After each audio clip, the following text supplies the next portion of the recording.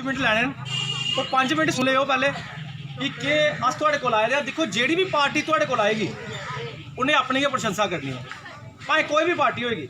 अगर तुहाडे कोल बीजेपी आएगी, बीजेपी ने अपनी प्रशंसा करनी, कांग्रेस आएगी उन्हें अपनी प्रशंसा करनी, आम आदमी पार्टी जियां अस आए दे असें अपनी करनी। लेकिन समझना सोचना कुन्ने है वो तुसें सोचना। देखो बाबा जी तुस 70-75 साल की सरकारां दिखते आए, 70-75 साल की तुस सरकारां दिखते आए, क्या तुहाडे जेह्ड़े गौरमेंट स्कूल न उसने अच्छा इंफ्रास्ट्रक्चर बनाया? दिल्ली जाइए एक बार सब तो पहले सानू जरूरी क्या चीज़ है साढ़े आस्ते? साढ़े आस्ते जरूरी है शिक्षा। अस जिन्ना भी पैसा रोज़ का कमाने आ, लेकिन साढ़ा 70% पैसा कुत्थे जांदा है? साढ़े बच्चों की पढ़ाई उपर जांदा ना बाबा जी। जरूरी क्या है साढ़े आस्ते? शिक्षा। क्योंकि तुस दिहाड़ी लाते हो, अगर 300 भी दिहाड़ी लगे या 500 भी दिहाड़ी लगे या 1000 रुपये भी दिहाड़ी लगे, लेकिन खर्च कुत्थे होंदा? साढ़े बच्चों उपर, साढ़े बच्चों के फ्यूचर उपर। और साड़ी सरकारां जिहड़ी 70-75 साल की सरकारां रहियां, इन्हें की नहीं गौरमेंट स्कूल अच्छे बनाए कि गरीबां दे बच्चे उत्थे पढ़ी सकन? बेशक उत्थे जेह्ड़े टीचर मन्नेआ बड़े इंटैलीजेंट टीचर, लेकिन उत्थे इंफ्रास्ट्रक्चर कैसा है? वो की नहीं स्कूल अच्छे बनाई पाए? तुस दिल्ली च जाओ, दिल्ली च जाइए गौरमेंट स्कूल दिखो। अज IAS IPS जेह्ड़े ऑफिसर न उंदे जेह्ड़े बच्चे न वो प्राइवेट स्कूल तो कड्ढियै गौरमेंट स्कूलों च पा दे। 3 साल की अस शिक्षा उपर फाइट करा रहे हैं। अज जेह्ड़ा शिक्षा का स्तर है वो तुस दिल्ली में जाइए पूछो कि कुत्थे स्तर पुज्जी गेदा है। लेकिन साढ़े जम्मू कश्मीर के विच किन्ने लीडर रहे, किन्ने MLA बने, किन्ने MP बने, किन्नी सरकारां आईयां, क्यों नहीं अज तक गौरमेंट स्कूल इंफ्रास्ट्रक्चर अच्छा करी पाए? तुस खुद सोचो, जेह्ड़ा टीचर 70-80 हज़ार रुपया तनख्वाह लेगा वो बेचारा घरू AC च आएगा, अगे गड्डी च AC च आएगा, लेकिन जो स्कूल च दिखदा स्कूल च दिखदा वो टुटे कमरे, ना पानी साफ ते ना बाथरूम। ते उत्थे अस लोग भी बच्चे भेजने बड़ी शर्मिंदगी महसूस करने आ, लेकिन सानू भेजने पौंदे, मजबूरी साड़ी। और इहो चीज़ केजरीवाल साहब ने की। सब तो पहला काम उन्हें क्या किया कि शिक्षा का स्तर ऊपर चुकिया। और उन्हें क्या किया? गौरमेंट स्कूल का जो इंफ्रास्ट्रक्चर है वो अच्छा किया, प्राइवेट स्कूलों के मुकाबले किया, प्राइवेट स्कूलों की नकेल कसी, गौरमेंट स्कूलों से अच्छी शिक्षा प्रदान होए। और अच्छे हूँ आने वाले कल चो स्विमिंग पूल भी गौरमेंट स्कूलों बनवा जा दें। तो साढ़े इतने बिल्डिंग भी नहीं गौरमेंट स्कूलों की, तुहानूं पता कि टूटी फूटी बिल्डिंग। सब तो पहला काम उन्हें किया। दूजा काम सुनो पापा जी, साढ़ा इत्थे भगवान नहीं करे मेरा इत्थे एक्सीडेंट हो जाता, मैं इत्थों पजाने वास्ते GMC, अगर मैं रस्ते च मड़ी GMC को साढ़े को होर कोई साधन है? GMC है ना सिटी में, अगर मैं रस्ते च भी कुछ हो जाता है तो मैं कौन जिम्मेवार है? केजरीवाल साहब ने क्या किया? केजरीवाल साहब ने सोचा कि रस्ते किसी का भी एक्सीडेंट हो जाता है, कोई भी प्राइवेट हॉस्पिटल होएगा तुहाडे नज़दीक, उसी वो केस लेना पेगा। अगर तुहाडे लोकें कोल किसी कोल पैसा नहीं होएगा उस टाइम, साढ़े केजरीवाल साहब ने आखी कि साडी गौरमेंट पैसा देगी। क्यों इतनी सरकारां नहीं करी पाइयां? क्यों इतने 70-75 साल की सरकारां वो सोची नहीं पाइयां? जो साढ़े केजरीवाल साहब ने सोचा, जो आम आदमी पार्टी ने सोचा, एक आम बंदे से सोचा ना। अब तुस कुदै गेदे हो, दिल्ली गेदे हो या मैं गेदा हुआ दिल्ली, जब दिल्ली अगर साढ़ा कोई एक्सीडेंट हो जाए सानू प्राइवेट हॉस्पिटल की लेना पेगा, नहीं तो लाइसेंस जब्त हो जाएगा। अगर तुहाडे कोल पैसा उस टाइम देने वास्ते नहीं है, सरकार पैसा देगी, आम आदमी पार्टी। ये सिस्टम ये दूजा काम उन्हें किया। त्रीया काम देखो कुछ लोग तो आखते देखो जी अगर पैसा नहीं होएगा तो सरकारां किस तरह चलेंगी? ठीक है, तुम दसो केड़ा बंदा टैक्स नहीं दिंदा? हर बंदा टैक्स दिंदा। अस एक माचिस खरीदने, अस एक चाह पत्ती घर च खरीदने, अस कोई भी चीज़ खरीदने टैक्स दिंने। लेकिन लीडर का फर्ज क्या होंदा है? लीडर का फर्ज ये होंदा है कि जेड़ा पैसा जनता का आया वो पैसा डाइवर्ट अच्छी जगह किया जाए, वो सिर्फ अपने घर नहीं पड़े जान, उसी डाइवर्ट किया जाए। और केजरीवाल साहब ने क्या किया? जनता का जो पैसा आया उस पैसे की क्या किया कि 70% लोगों की 200 यूनिट फ्री दी। अज कोविड-19 के कारण 2 साल का लोगों का कामकाज नहीं है, नहीं ना कामकाज है, कोई कामकाज प्राइवेट बिजनेस वाले टोटल खत्म हो जाए। ठीक है, दिहाड़ीदार इन्हें काम शाम है ही नहीं है। जिस बंदे को खाने से पैसा नहीं होगा बिजली का बिल कितों देगा? अज साढ़े इतने जम्मू कश्मीर बिजली प्राइवेट करा दे। ये बिजली प्राइवेट कियां हो रही? ये सोचने वाली गल जे। ये रिचार्ज जियां अस मोबाइल का रिचार्ज करवाने जिन्ने साढ़े को पैसे होंगे अस उन्ना यूज़ कर सकते हैं, उगे हिसाब है बिजली का करा दे। बिजली साढ़े जम्मू कश्मीर प्रोड्यूस होती है, बनती है, पैदावार है इत्थे। जब बिजली साढ़े जम्मू कश्मीर बनती है, क्यों अस बाहर स्टेट च दिन्ने? क्यों अस गरीबें की फ्री नहीं दे सकते? सोचने वाली गल है ना। क्यों ये चाहते गरीब कभी गरीब के रहे, गरीब का बच्चा कभी अमीर ना बने। ये गरीबी खत्म करने चक्कर, गरीब खत्म करने चक्कर, गरीबी नहीं खत्म करने चक्कर। किसी चीज़ आखते देखो देखो मेरी गल सुनो, अगर तुहानू बिजली 200 यूनिट फ्री मिलेगी तू सोचने वाली गल है। एक बंदे की कोठी है, एक बंदे का बेचारे का 2 कमरे है, ठीक है, वो एक बल्ब 2 पखे ते एक फ्रिज चलता है, लेकिन बड़ी कोठी वाले का भी इन्ना बिल ते छोटे वाले का भी इन्ना बिल। वो कह ली तुम इक्वल एजुकेशन की नहीं करते, तुम इक्वल बिजली करो नहीं, लेकिन इक्वल एजुकेशन करो ना कि IPS DC का बच्चा इको स्कूल पढ़े। जिले तुहाडे स्कूल मेरे बच्चे तुहाडे DC IPS के बच्चे इको स्कूल पढ़नगे तो उल्ले AC भी लगणगे, सब कुछ लगणगे। ये साडी सरकारें काम करिए दस्सिया उत्थे, ये साडी सरकारां दा उत्थे साडे केजरीवाल साहब ने 10 साल विच अगर सिस्टम चेंज कर उड़िया तो 70-75 साल की सरकार आईयां की नहीं करी पाईयां। तू सोचो की नहीं करी पाईयां। ਹੁਣ पानी के मीटर आखा दे कि प्राइवेट पैसे मीटर लाए उन्हें पानी के, पानी में तो सुनना यूज कर सकते हो जिन्हें थोड़े पैसे है, प्राइवेट मीटर हो जाने। वो भाई साहब पहले मेरी गल सुनो, अस एक माचिस खरीदने तो पैसा टैक्स देने हूँ अस, अगर सरकार सानू बिजली पानी भी नहीं दे सकती, रोड भी नहीं दे सकती, तो फिर साडी सरकार का फायदा क्या है।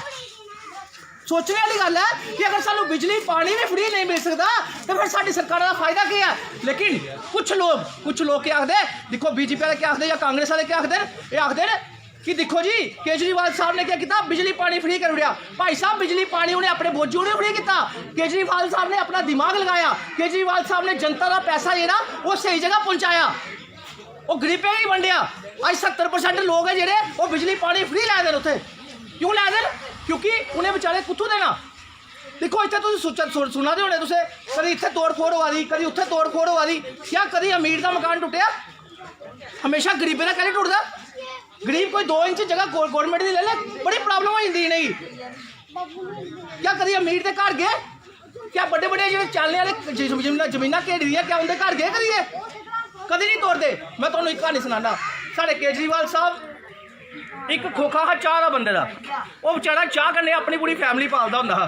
जिसले चाह कन्नै फैमिली पालदा तो मारे उन्हें क्या किया, एक टोल फ्री नंबर उपर कंप्लेंट कर उड़ी, टोल फ्री नंबर उपर कंप्लेंट कर उड़ी। साढ़े केजरीवाल साहब ने उठी सारी गड्डियां तोड़ने से आई है, नोटिस आई है कि म्यूनसिपलिटी ने तोड़ना है। केजरीवाल साहब ने आपे पूछी उत्थे, आखिर मुझे तोड़ के बताओ इसको। आखिर ये आपको ये छोटा सा खोखा जो चुभ रहा है, छोटे से खोखे की आपको प्रॉब्लम हो रही है, ये गरीब अगर चाय बेच के अपना घर चलाता है, अपनी फैमिली चलाता है, तो आप इसको तोड़ोगे। लेकिन जो लैंड माफियों ने ज़मीनें घेरी हैं उसको कौन खाली करवाएगा, वो है साढ़े केजरीवाल साहब। एक गरीब आदमी की लाइनमैन ने बिजली कट्टी उड़ी, बिजली कट्टी उड़ी, डिपार्टमेंट आया बिजली कट्टी उड़ी। साढ़े केजरीवाल साहब ने किया, तुम दिखा होना वीडियो जी, खंबे पर चढ़ी आपे तार लाई, आखिर मैं दिखना कौन तोड़ सकता, क्योंकि गरीब आदमी ने अगर कोई नहीं है तो फिर गरीब तुम दसो 70-75 साल तुहाडा क्या सोचा, तुम भी दस्सियो 70-75 साल क्या सोचा। अगर किसी को कोई जवाब है कि 70-75 साल का ये होया, 70-75 साल का क्या सोचा साढ़े बारे च, कोई सोची सकिया। एक स्कूल साढ़े अच्छे नहीं बनाई सके, करप्शन देखो। हाँ हूँ एक सब तो वड्डी गल जी है, देखो पापा जी बड़े बंदे ऐसे न जेह्ड़े दिहाड़ीदार बंदे। एक मिनट प्लीज 2 मिनट सुन लियो बस बेटा, 2 मिनट सुन लो बच्चे। पापा जी सब तो पहली गल है, साढ़े कोई बजुर्ग की डैथ हो जाती है या किसी की भी डैथ हो जाती है, उसी डेथ सर्टिफिकेट की जरूरत बनती है, ठीक है। इतने सानू दिहाड़ी तोड़नी, पहले दिहाड़ी तोड़नी, वो बाद असें जाना तहसीले, मैं सुना लगा तहसीले जाना, तहसीले जाइए पहले एप्लीकेशन के पैसे खर्चने, फिर वो बाद जमा करानी, फिर उन्हें आना 2 दिन बाद आया, 3 दिन बाद आया, ले आया। लोग आखते ना इतने साढ़े दिल्ली में क्या है, दिल्ली में केजरीवाल साहब ने टोल फ्री नंबर रखे दा, टोल फ्री नंबर रखे दा, एक मैसेज पाओ, फॉर्म फिल करो, ऑनलाइन पढ़ो, थोड़े घर बंदा आइए देग, थोड़े घर भी चाहिए डेथ सर्टिफिकेट कोई चीज़ गवर्नमेंट लाइसेंस वगैरह थोड़े घर आइए बंदा देग, इतने आ नहीं थोड़े को लाइना में लगना पौग। वो है केजरीवाल साहब का एक सिस्टम।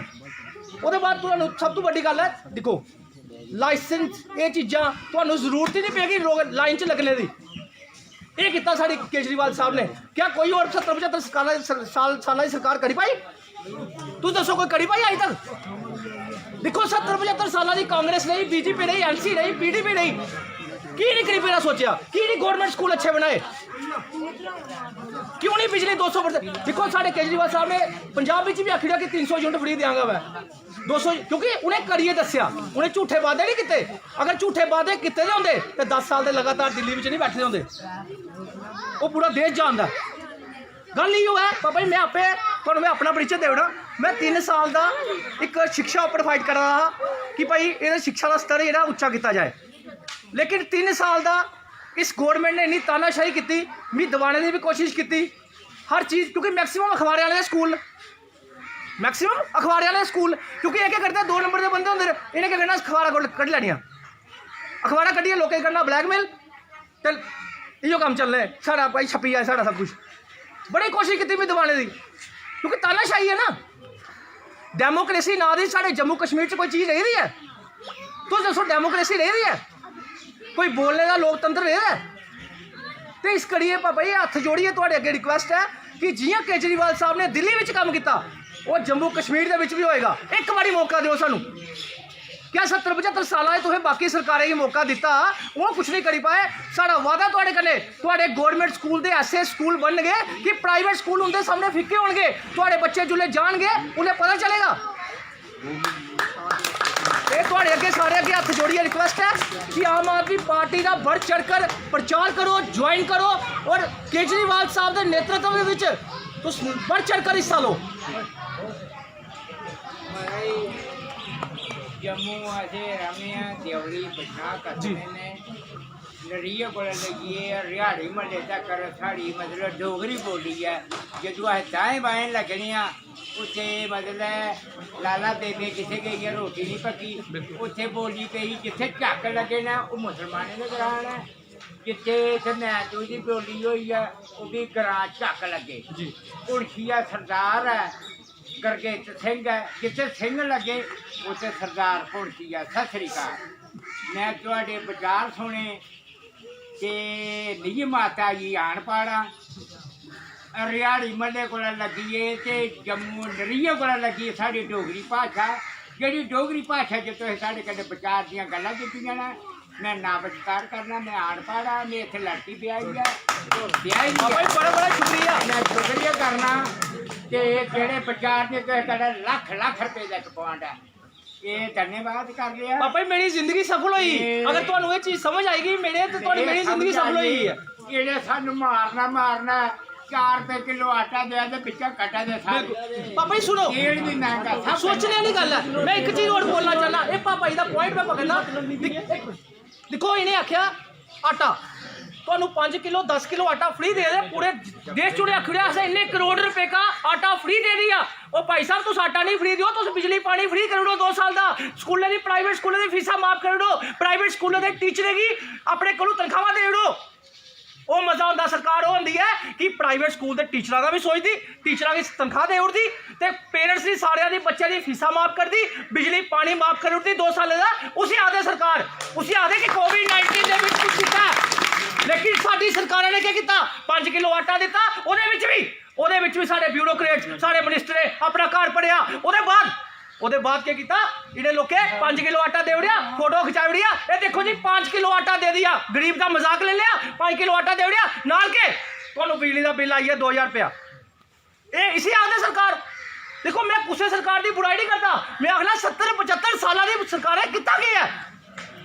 जब केजरीवाल साहब एक ड्राइवर आदमी की एक मिडिल क्लास आदमी की एक गरीब आदमी की अकाउंट च पैसा पाई सकते ये नहीं पाई सकते क्यों ऐसे ब्यूरोक्रेट्स को क्यों ऐसे मिनिस्टर को इन्हें की ठेकेदार बनाया कि अपना घर पढ़ ले।